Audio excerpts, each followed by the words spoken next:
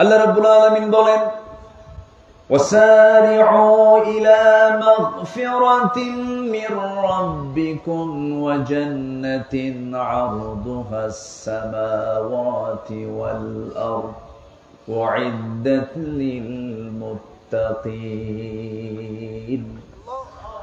তুমি তোমার রবের মাগফিরাতের দিকে দৌড়াও, জান্নাতের দিকে দৌড়াও, অলসতা করো না, বক্র কোন পথে যেও না, সেই পথটাই নিয়ে নাও। সবাই বলুন, ইহদিনাস সিরাতাল মুস্তাকিম সিরাতাল্লাযীনা আন'আমতা আলাইহিম গায়রিল মাগদুবি আলাইহিম ওয়ালাদ-দাল্লিন। এরপরে আর একটু জোরে বলুন না ভাই। আল্লাহর পথে টিকে থাকতে হবে। ইমান টানা সহজ, কিন্তু ইমানের উপরে টিকে থাকাটা কঠিন। নবীর হাতে বায়াত নিয়ে দিন গ্রহণ করে বেঈমান হয়ে মারা গেছে এমন রেকর্ড আছে না নাই? নবীর চেহারা দেখে, নবীর বয়ান শুনে, নবীর হাতে হাত রেখে ইমান গ্রহণ করার পরে আবিসিনিয়াতে হিজরত করে পর্যন্ত চলে গেছে, সেখানে খ্রিস্টান হয়ে দুনিয়া থেকে বিদায় নিয়েছে।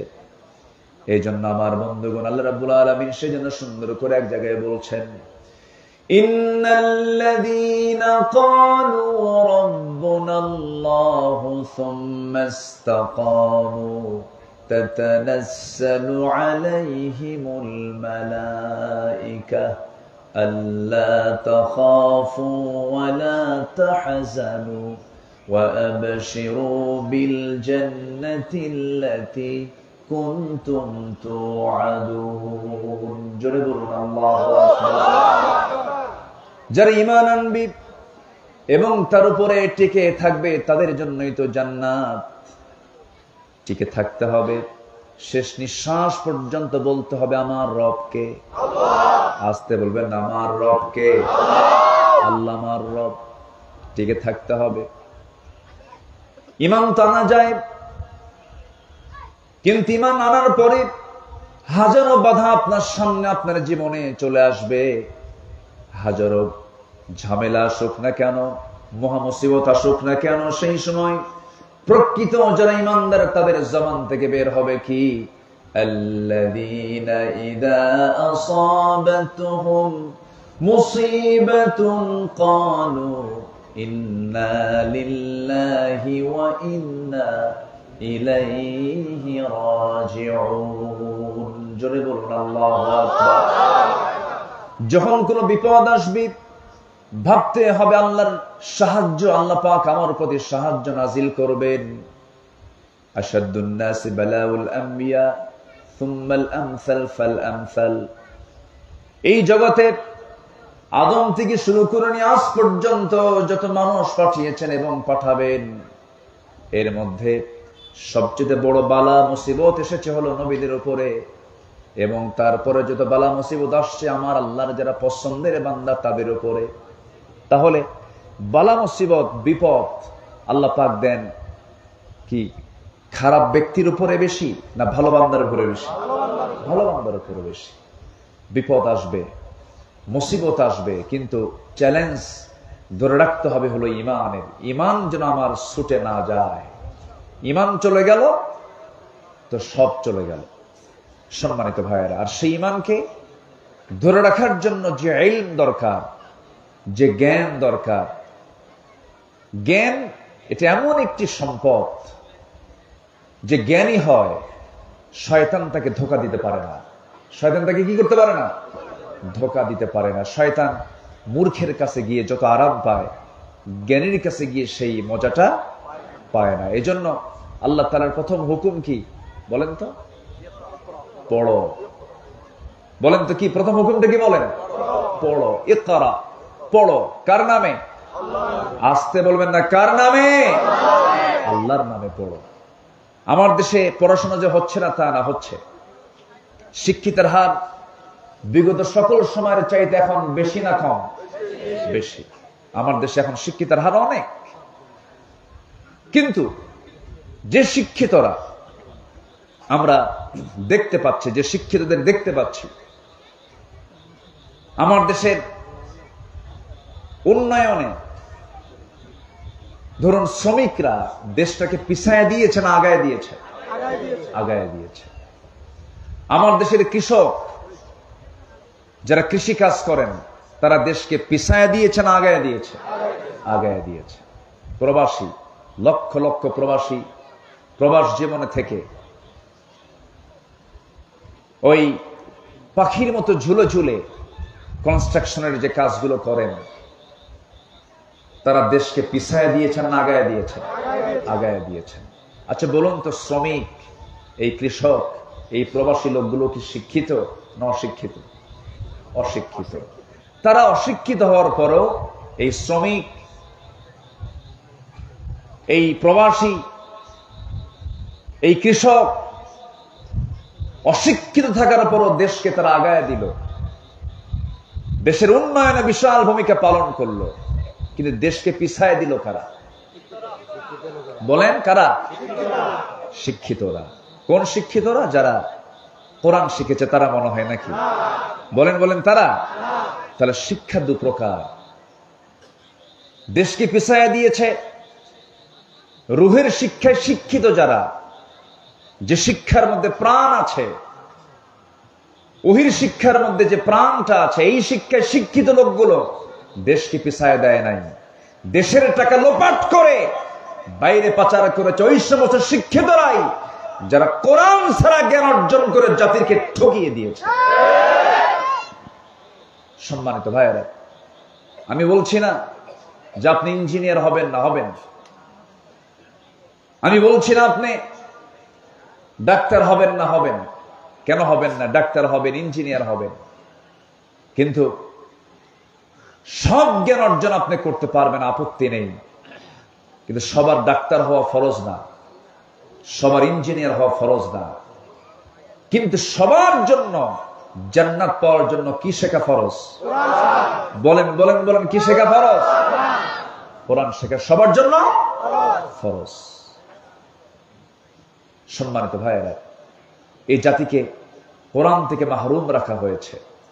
আমরা এমন একটি শিক্ষানীতি দেখতে চাই। যেহেতু একটা মাদ্রাসার প্রোগ্রামে আসছি, আমি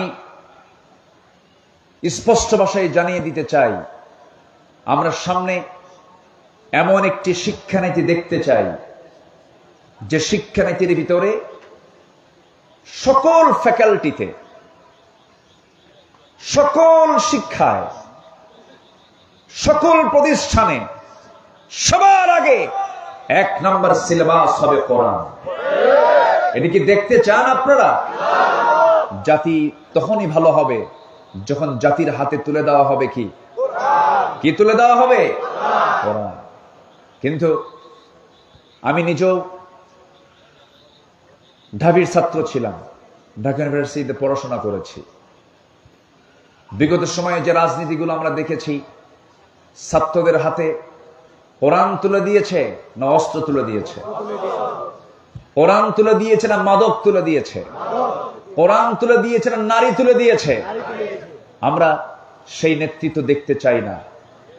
সকল বাতিল নেতৃত্বকে না বলে, সকল বাতিল নেতৃত্বের মুখে ঝাঁটা মেরে আমরা একটি সৎ নেতৃত্ব বাংলার জমিনে গড়ে তুলতে চাই। সবাইকে রাজি আছেন? রাজি আছেন কারা কারা? একটা হাত উঁচু করে দেখান।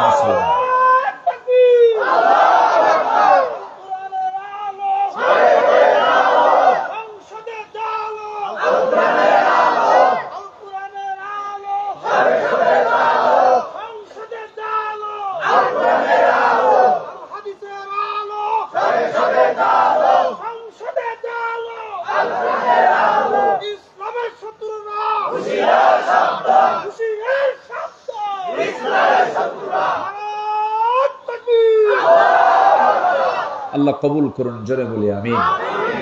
রাগ করতেছেন মনে হয়। আমরা যখন রাষ্ট্র নিয়ে কথা বলি, আমরা যখন সমাজ নিয়ে কথা বলি, তখন একটা মহলের গায়ে চুলকানি শুরু হয়, আছে কিনা? হুজুর আপনি দোয়া করে দিবেন, আমরা যা করি করি, আপনাদের দায়িত্ব হলো দোয়া করা, বাচ্চা হলে আজান দেওয়া, বিয়ের প্রয়োজন হলে একটু বিয়ে পড়ায় দেওয়া, আর মরে গেলে একটু জানাজা পড়ায় দিবেন। এই তো আপনাদের ডিউটি। আপনারা আবার এই দিক থেকে কথা বলেন কেন? আমার দেশে আবার কিছু হুজুরও ছিল বিগত 16 বছর, দেখেছি আমরা, সিনেমা হল উদ্বোধন হবে, হুজুর গিয়ে দোয়া করে। মদের ফ্যাক্টরি উদ্বোধন হবে, দোয়া করে আল্লাহ এই ফ্যাক্টরিতে বরকত দিয়ে দেয়। আছে কিনা বলেন? এখনো ঘাপটি মারে এই সমস্ত মুনাফিক চক্র আছে না নাই, যারা সামান্য কিছু অর্থের বিনিময়ে দিনকে বিক্রি করে দেয়। ইয়াহিয়া তাকির একটা কথা খুব পছন্দ হয়েছে, ছাগলের দাম 20,000 টাকা, আর একটা ব্যক্তি তার ইমান বিক্রি করে 500 টাকা দিয়া। সম্মানিত ভাইয়েরা, আমরা নিজের জীবনটাকে সাজাবো কোরআন দিয়ে, জোরে বলি ইনশাআল্লাহ। আমি 8টি পয়েন্টে কথা বলতে চাই, সময় লাগবে, আমাকে সময় দেবে। আমার আবার তবিয়ত হলে একটু সময় নিয়ে কথা বলা, এটা অভ্যাস।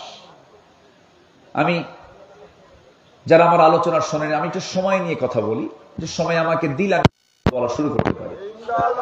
কারো কোনো আপত্তি নাই তো? হয়তো কষ্ট হচ্ছে আপনাদের, একটু গরম, অসুবিধা হচ্ছে, একটু মনোযোগ দিয়ে শুনবেন। আল্লাহ তুমি শোনার তৌফিক দান করুন, জোরে বলি আল্লাহুম্মা আমিন। কোরআনের আলোকে প্রকৃত মুমিনের আদর্শ চরিত্রের একটা রূপরেখা আমি তুলে ধরতে চাচ্ছি। আমরা আমাদের চরিত্রকে সুন্দর করে সাজাবো হলো কোরআন দিয়ে, জোরে বলি ইনশাআল্লাহ। নাম্বার 1, আমার দিলটা থাকতে হবে সর্বক্ষণ কার ভয়ে ভীত?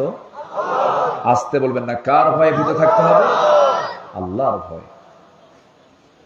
আল্লাহর ভয়ে ভীত হলেই পৃথিবীর কোনো ভয় ওই দিলে স্থান পায় না। আল্লাহর ভয়টা ইস্তেকামাত হলে পরে সেই দিলের মধ্যে কোনোদিন কোনো কপট, কোনো কটু চক্রান্তকারী তার ঈমানকে ছিনতাই করে নিতে পারে না, সেই হৃদয়ে শয়তান বাসা বাঁধতে পারে না। এজন্য আমাদের দিলে যে ভয়টা, এই ভয়টা জাগ্রত করতে হবে। কার ভয়? আল্লাহর ভয়। খুব কমন একটা আয়াত। আল্লাহ রাব্বুল আলামিন সূরা আনফালের শুরুতে 2 নম্বর আয়াতে সুন্দর করে আল্লাহ রাব্বুল আলামিন বলছেন, যারা পারেন এই আয়াতগুলো সবারই মুখস্থ থাকা দরকার। আল্লাহ রাব্বুল আলামিন সুন্দর করে বলছেন, ইন্নামাল মুমিনুনা আল্লাযীনা ইযা যুকিরাল্লাহু ওয়াজিলাত কুলুবুহুম ওয়া ইযা তুলিয়াত আলাইহিম আয়াতুহু যাদাতুহুম ঈমানাও ওয়া আলা রাব্বিহিম ইয়াতাওয়াক্কালুন। জোরে বলুন আল্লাহু আকবার। মুমিনের 3টা দিক আল্লাহ রাব্বুল আলামিনের জায়গায় তুলে ধরেছেন। নাম্বার 1 হলো আল্লাহর জিকির করা। আল্লাহর জিকির করলে পরে যারা প্রকৃত যারা ঈমানদার, তাদের দিলটা প্রকম্পিত হয়। কার ভয়ে? আসতে বলবেন না, কার ভয়ে? আল্লাহর ভয়ে। নাম্বার 2 হলো ঈমান যদি একটু দুর্বল থেকে থাকে, কোরআনের সুন্দর করে তেলাওয়াতের মধ্য দিয়া, কোরআনটাকে বোঝার মধ্য দিয়া, তিলাওয়াত, কিরাআত, দিরাসাত, তাদাব্বুর, সমস্ত হকগুলো আদায় করে যে বান্দা কোরআনের হক আদায় করে কোরআনটা সুন্দর করে বোঝার চেষ্টা করবে, ঈমান যদি দুর্বল থাকে, কোরআন শোনার সঙ্গে সঙ্গে তার ঈমানটা শতগুণে বৃদ্ধি পেয়ে যায়। জোরে বলি সুবহানাল্লাহ। মোবাইলের চার্জ কমে গেছে, চার্জার দিয়ে চার্জ দিতে হয়। ঈমানের চার্জ একটু দুর্বল হয়েছে, চার্জ দিতে হয় কি দিয়া? কোরআন দিয়ে। আসতে বলবেন না, কি দিয়া? কোরআন দিয়ে। যে দলের রাজনীতি কোরআন দিয়ে নয়, সেই দল করা হারাম। আসতে কোন কেন? আসতে কোন কেন? মুসলমান কখনো জাতীয়তাবাদকে বিশ্বাস করতে পারে না। মুসলমান কখনো সেকুলারিজমকে বিশ্বাস করতে পারে না। মুসলমান কখনো ক্যাপিটালিজমকে বিশ্বাস করতে পারে না। মুসলমান কখনো মানুষের তৈরি করা কোনো ইজমকে, কোনো মতবাদকে তন্ত্র মন্ত্রকে বিশ্বাস করতে পারে না। মুসলমান বিশ্বাস করবে কার দেওয়া বিধানকে? আল্লাহর দেওয়া বিধানকে মুসলমান বিশ্বাস করবে। তাহলে কোরআন তেলাওয়াত করলে পরে, কোরআনটার সঙ্গে সম্পর্ক রাখলে পরে ইমানের চার্জ কমে না বাড়ে? আসতে বলবেন না, কমে না বাড়ে? বাড়ে। অতএব যেখানে কোরআন পাবেন, যেখানে কোরআন ওয়ালা পাবেন, সেই জায়গায় আমাদের বৈঠক বেশি হওয়া দরকার, তাদের সঙ্গে যোগ সাজস বেশি রাখা দরকার। যেখানে গেলে বিড়ি পাওয়া যায়, যেখানে গেলে পরে ইয়াবার ট্যাবলেট পাওয়া যায়, যেখানে গেলে পরে অস্ত্র পাওয়া যায়, যেখানে গেলে পরে চাঁদার ভাগ পাওয়া যায়, যেখানে গেলে পরে নারী পাওয়া যায়, ওই সমস্ত জায়গাকে আমাদের মাইনাস করতে হবে। ঠিক কিনা বলেন? এমন জায়গা আছে না নাই আমার দেশে? আসতে বলবেন না, আছে না নাই? আছে। সম্মানিত ভাইয়েরা, তাহলে ইমান বৃদ্ধির জন্য মাধ্যম হলো এই কিতাবের সঙ্গে সম্পর্ক রাখা। আর জিকির করলে দিলে ভয় সৃষ্টি হয়। কার ভয়? আল্লাহর ভয়। নাম্বার 3 হলো ওই সমস্ত বান্দাগুলো যারা আল্লাহকে ভয় করে, আল্লাহর কালামকে যারা সুন্দর করে তেলাওয়াত করে, ওই সমস্ত বান্দার আরেকটা গুণ হলো ওই সমস্ত বান্দাগুলো জীবনের সকল জায়গায় ভরসা রাখে কার উপরে? আসতে বলবেন না, কার উপরে? আল্লাহর উপরে। আল্লাহ রাব্বুল আলামিন বলেন, فَإِذَا عَزَمْتَ فَتَوَكَّلْ عَلَى اللَّهِ إِنَّ اللَّهَ يُحِبُّ الْمُتَوَكِّلِينَ। যখন তোমরা কোনো সিদ্ধান্তহীনতায় পড়ে যাবে, যখন তোমরা কোনো কঠিন মুসিবতের মধ্যে পড়ে যাবে, সেই সময় তোমরা আমার উপরে ভরসা করবে। আমি আল্লাহ রাব্বুল আলামিন আমার প্রতি ভরসা করেনেওয়ালা, আমার প্রতি যারা ভরসা করে আমি তাদেরকে দারুণ ভালোবাসি। জোরে বলি সুবহানাল্লাহ। তাহলে আমাদের ভরসার জায়গা কে? আসতে বলবেন না, কে? জনগণ সকল ক্ষমতার উৎস। ভরসা না এটা? এদিকে ভরসা? ভরসা নয়। সকল ক্ষমতা কার? সকল ক্ষমতার উৎস কে? আল্লাহ তাআলা। আল্লাহর ভয় থাকতে হবে। সাইয়েদনা ওমর ফারুক রাদিয়াল্লাহু তাআলা আনহু একদিন জাহান্নামের আয়াত শুনতেছিলেন। কিসের আয়াত বলেন তো? জাহান্নাম। এটা কোথায় আছে? বলেন বলেন, জাহান্নামের আয়াত কোথায়? শোনা মাত্রই অস্থিরতা বেড়ে গেল, খুব কাঁপতেছেন। কাঁপতে কাঁপতে অঝরে ঝাড়ায় তিনি চোখের পানি ফেলতে লাগলেন। অস্থির চিত্ততা নিয়ে তিনি নিজেকে বলছেন, ওই হাকাইয়া ওমর আন্না লাকান নাজাহ। ওমর, তোমার জন্য কি নাজাত আছে নাকি? তোমার জন্য কি নাজাত আছে নাকি? চিৎকার করে করে কান্নাকাটি করছেন, চোখের পানি ফেলে ফেলে কাঁদতেছেন। অথচ যে ওমর আল্লাহ রাব্বুল আলামিন দুনিয়ার জিন্দেগিতে জান্নাতের ঘোষণা দিয়েছেন, ওমর জান্নাতি। রাসূল নিজে বলেছেন, ওমর ফিল জান্নাহ, ওমর জান্নাতি।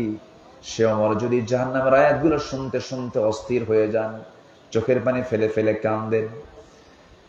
এই জীবনের বৃদ্ধির দিকটা আমরা যদি নিজের জীবনে বাস্তবায়ন করতে চাই, জাহান্নামের যে আয়াতগুলো আছে, আয়াতগুলো আমাদের সামনে নিয়ে আসার দরকার আছে না নাই?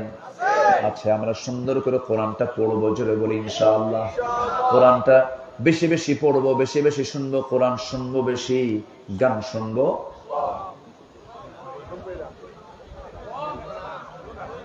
এতক্ষণে গান শুনবেন, কম শুনবেন? তাহলে কম শোনা জায়েজ নাকি?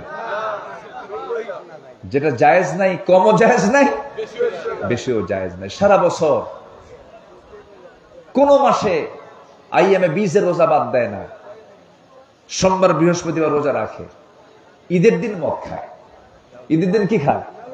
মদ খায়। ভাবে যে সারা বছর তো আমি আওয়াবিন পড়ি, তাহাজ্জুদ পড়ি, ঈদের দিন বিকাল বেলা একটু আনন্দ করবো, তো একটু কয়েক ঢোক মারবো, এবার কি হবে? আছে কিনা বলেন? এটা কি ইমানদারের কাজ? ইমানদার কখনো যেটা হারাম, অল্প হারামও সে গ্রহণ করতে যাবে না। ইমানদার সম্পূর্ণ হারাম জিনিসকে, হারাম খাদ্যকে, হারাম বস্তুকে, হারাম পন্থাকে সে চুল পরিমাণ গ্রহণ করতে পারে না। এটা হচ্ছে একজন আল্লাহর নৈকট্য হাসিলকারী, আল্লাহর স্মরণে যে জাকির হবে, যে জিকির করনেওয়ালা হবে, সে এমন চরিত্রের হবে। আল্লাহ তুমি আমাদের কেমন চরিত্র অর্জন করার তৌফিক দাও, জোরে বলি আমিন। সে আদর্শ চারিত্রিক রূপরেখার 2 নম্বর দিক হচ্ছে আল্লাহ এবং রাসূলের প্রতি নিঃশর্ত আনুগত্য। আমরা যে আনুগত্য করব আল্লাহকে এবং রাসূলকে, কোন শর্ত দিয়া, আসতে কয়, কোন শর্ত দিয়া। আর আল্লাহ এবং রাসূল ছাড়া অন্য কারো যখন আমরা আনুগত্য করতে যাব তখন কি দিয়া? শর্ত দিয়া। আমি আপনার আনুগত্য করব ততক্ষণ যতক্ষণ আপনি আল্লাহকে মানবেন, রাসূলকে মানবেন, ততক্ষণ মানব। আপনি আমার ইমাম, আমি ততক্ষণ মানব যতক্ষণ আপনি নামাজটা আপনি আল্লাহর নিয়মে পড়বেন। রুকু কয়বার করে বলেন? সেজদা কয়বার হয়? 2 বার। রুকু 1 বার। আর ইমাম যদি মনে করে রুকু 1 বার করে লাভ কি, সেজদাও 2 বার দেই, রুকু 2 বার দেব, সওয়াব তো বেশি হবে। আপনি কি পড়বেন নামাজ? এটা কি, এই পন্থা কি ইসলাম দিয়েছে? ইসলাম দিয়েছে কয়বার? 1 বার। আমি 2 বার দিতে পারি না। সেজদা দিতে বলেছে কয়বার? 2 বার। 3 বার করতে পারি না। আর যদি কোনো ইমাম 3 বার সেজদা দেয়, 2 বার রুকু করে, বেশি তো করলো, এরপরও মানা যাবে না। তাহলে আমি এই ইমামকে মানতেছি শর্ত দিয়া, কি দিয়া? যতক্ষণ তুমি আল্লাহ রাসূলকে মানো ততক্ষণ তুমি আমার, আমি তোমাকে আনুগত্য করব, তুমি আমার ইমাম। আল্লাহ নবীর আনুগত্য বাদ দিবা, কল্লা ধরে টেনে মসজিদ থেকে বের করে দিবে, ঠিক কিনা? এটাই হচ্ছে নিঃশর্ত আনুগত্য আর শর্ত আনুগত্য। আপনি আল্লাহর সাথে, রাসূলের সাথে তার আপনার যে আনুগত্য হবে, এটা হবে নিঃশর্ত, কোন শর্ত দেওয়া যাবে না। আল্লাহ যা বলেছেন, কেন বলেছেন, এটা বলা যাবে না। রাসূল এটা করতে বলে, কেন বলেছেন, এটা বলা যাবে না। আপনি কেন বলবেন, ঈমান আপনার চলে যাবে। আল্লাহ যা বলেছেন, সামিআনা ওয়া আতাআনা, শুনলাম, সঙ্গে সঙ্গে তা মানবো। জোরে বলি ইনশাআল্লাহ।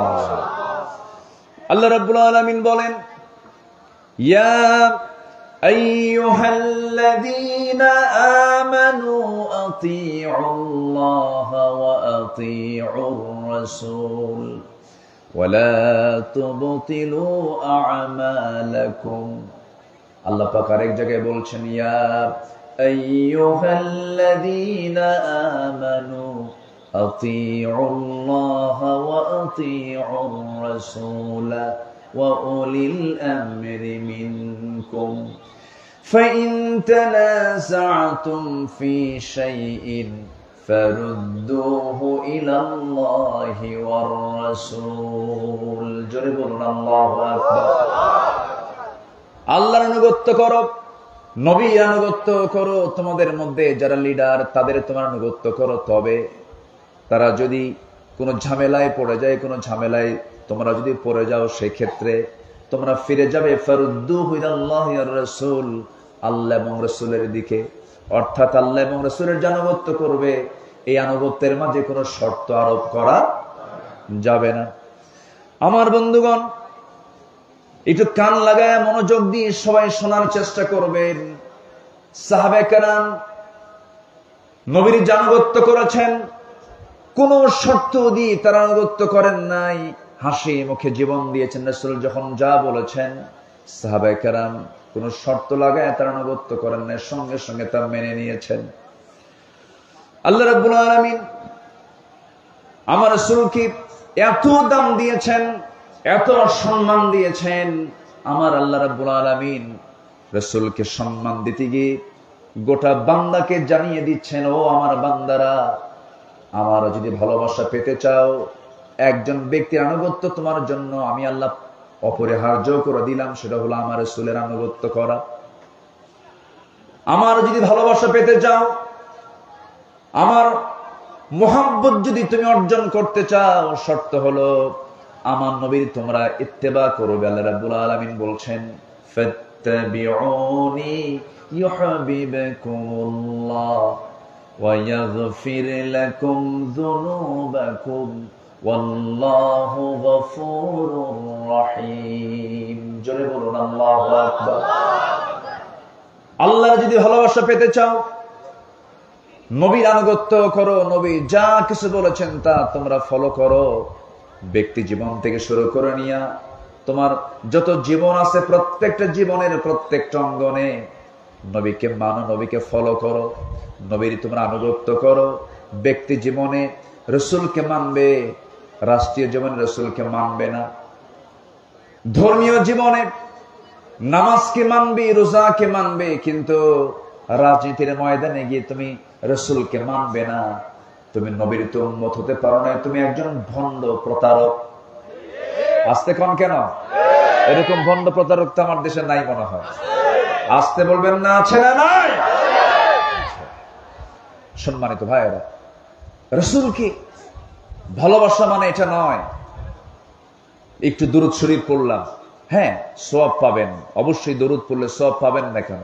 দরুদ পড়লেন, মুখে সুন্দর একদম মুখ ভরা দাড়ি রাখলেন, মাথায় পাগড়ি পরলেন, একটু আতর লাগালেন, মেসওয়াক করলেন, সমস্যা নাই, এগুলো সুন্নাহ, ভালো, আলহামদুলিল্লাহ, কোনো সমস্যা না। আমি বলছি না যে এগুলোর গুরুত্ব ইসলামে নাই, আছে। কিন্তু মুখের দাড়ি কিন্তু আবু জেহেলেরও ছিল। এরপরে পোশাক আশাক দিয়ে যদি জান্নাত পাওয়া যেত, বর্তমান বিশ্বে অন্যান্য ধর্মের অনেক পোশাক আছে যেটা ইসলামের সঙ্গে মিলে যায়, আছে কিনা বলুন? মিলে যায়। আল্লাহ তাআলা বাহ্যিক কোনো কিছুকে প্রাধান্য দিবেন না। ইন্নাল্লাহা লা ইয়ানজুরু ইলা সুওয়ারিকুম ওয়ালা ইলা জাসামিকুম ওয়ালাকিন ইয়ানজুরু ইলা কুলুবিকুম ওয়া আমালিকুম। আল্লাহ তোমাদের দেহ দেখবেন না, আল্লাহ তোমাদের চেহারা দেখবেন না, আল্লাহ দেখবেন তোমার ভিতরটা এবং তোমার আমলটা আল্লাহ পাক দেখবেন। সম্মানিত বন্ধুগণ, সম্মানিত ভাইয়েরা, এই জন্য নবীর প্রতি এবং আল্লাহর প্রতি যে আনুগত্য হবে, এই আনুগত্যের মাঝে কোনো শর্ত আরোপ করা যাবে না। সম্মানিত ভাইয়েরা, সাদ ইবনে মুআজ রাদিয়াল্লাহু তাআলা আনহু একজন সাহাবী, যিনি 30 বছর বয়সে ইসলাম কবুল করেন, 35 বছর বয়সে শাহাদাত বরণ করেন। ইসলাম পেয়েছেন কয় বছর? বলেন, কয় বছর পেয়েছেন? মাত্র 5 বছর। এই 5 বছর তিনি ইসলাম পেলেন। প্রথম যে যুদ্ধ হলো বদর, বদর যুদ্ধের দিন তিনি বদরের ময়দানে দাঁড়ালেন। এই যুদ্ধটা ছিল কি সমান সমান যুদ্ধ না অসম যুদ্ধ? অসম। 313 কোথায় আর 1000 কোথায়? অশ্বারোহী কোথায় আর পদাতিক কোথায়? পায়ে হেঁটে যাওয়া আর ঘোড়ার পিঠে থেকে যুদ্ধ করা, অস্ত্র হাতে নিয়ে যুদ্ধ করা আর অস্ত্র ছাড়া যুদ্ধ করা, একটা অসম যুদ্ধ ছিল।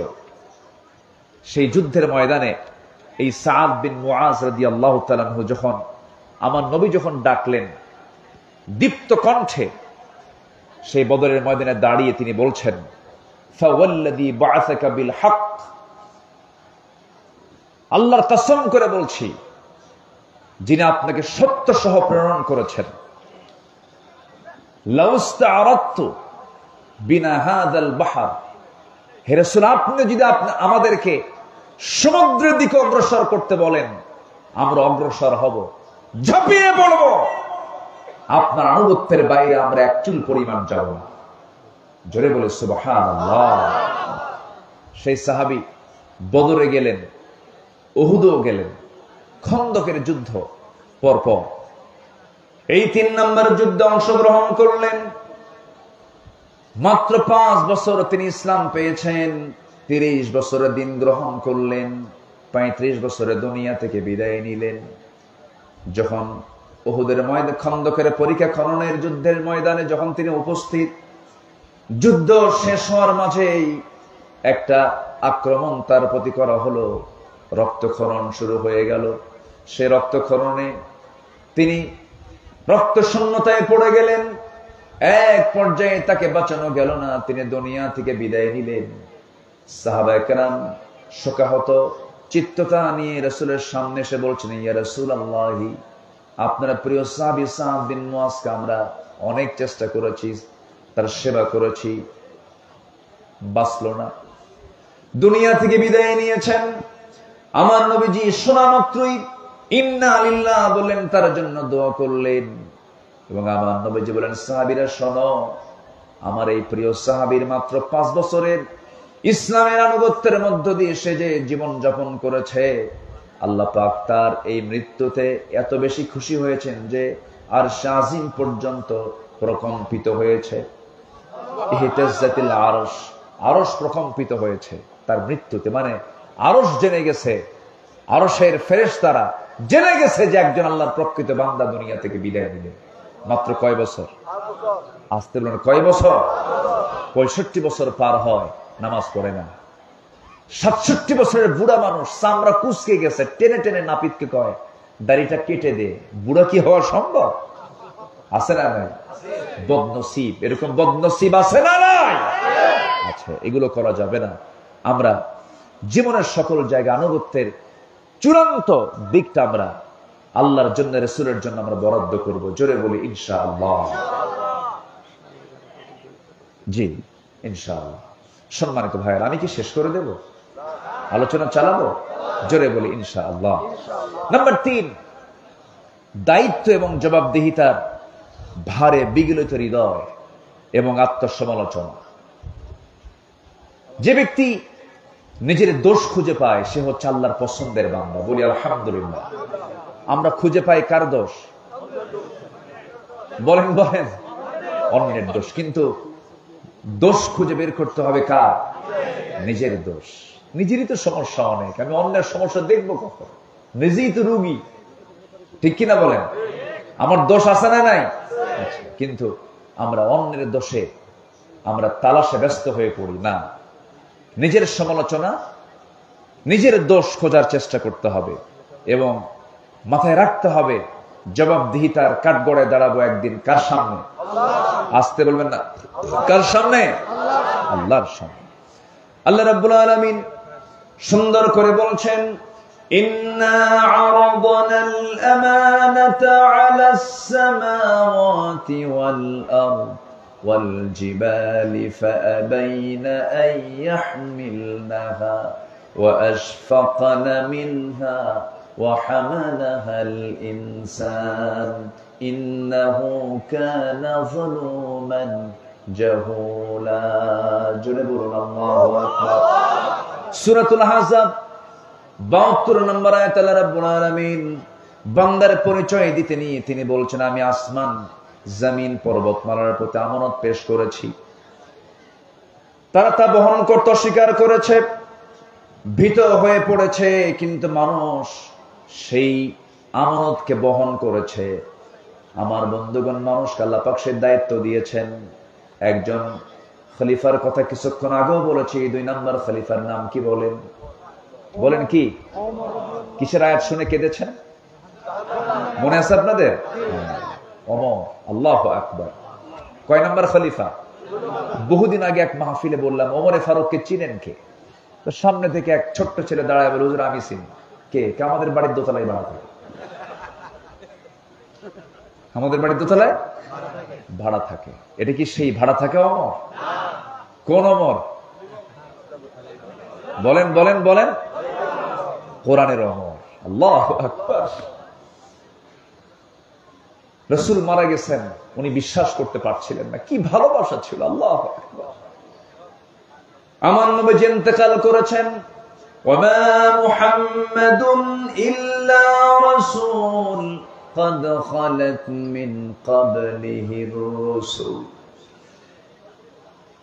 এই আয়াত নাযিল হয়েছে আগে, কিন্তু ওমর ফারুকের কানে যখন সংবাদ একজন দিয়ে দিল, ওমর তুমি কি জানো রাসূল দুনিয়া থেকে বিদায় নিয়েছেন? নাঙ্গা তরবারি তিনি বের করলেন, বের করে বলছেন, দ্বিতীয়বার কোন ব্যক্তি আমার কানে যদি সংবাদ দিতে আসো রাসূল ইন্তেকাল করেছেন, আমি তার গর্দান উড়াইয়া দেব। নবীর প্রতি তার এত প্রেম ছিল, এত মহব্বত ছিল, এত গাঢ় সম্পর্ক ছিল। সব সাহাবী রাসূলকে ভালোবেসেছেন, কিন্তু ওমর ফারুকের ভালোবাসা একটু ভিন্ন ছিল। রাসূলকে দারুণ তিনি মহব্বত করেছেন। নবীর প্রতি চুল পরিমাণ কোন বেয়াদবি তিনি সহ্য করতে পারতেন না। সবার কম বেশি ইতিহাসগুলো জানা আছে। এক মুনাফিক নবীর কাছে বিচার চাইতে আসলো, এসে বলতেছে, ইয়া রাসূলুল্লাহ, বিচারটা আমার চাই। কি বিচার? ইহুদির সাথে আমার গন্ডগোল লাগছে, একটু বিচারটা করে দেন।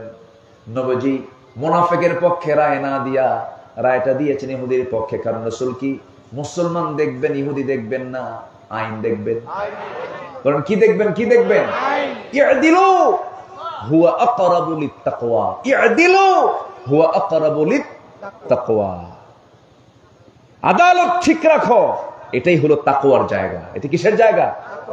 তাকওয়ার জায়গা কি মসজিদ না বাজার? মসজিদ। ভালো করে কম, বাজার না, বাজার না নাকি? বলেন বলেন বলেন। উত্তর হলো তাকওয়ার জায়গা মসজিদ, বাজার। কিন্তু আমরা কি মনে করি? তাকওয়ার জায়গা শুধু মসজিদ, আর বাজারে গিয়া ওজন হেরফের করো। ইয়াদিলু হুয়া আকরাবু লিত্তাকওয়া। কষ্ট পেলে শেষ করে দেই নাকি? আচ্ছা, সেই ওমর ফারুক রাদিয়াল্লাহু তাআলা আনহু, তার কাছে ওই মুনাফিক এসে বলল, নবীর কাছে বিচার চাইতে গেলাম, রাসূল ভাবছিলাম আমি মুসলমান, নবী আমার পক্ষে রায় দিবেন। আমার পক্ষে রায় না দিয়া ইহুদির পক্ষে রায় দিলে এটা কেমন কথা? বিচার পছন্দ হয় নাই ওমর। বিচার সানি করো, সানি বিচার করো, দ্বিতীয় বিচার করো।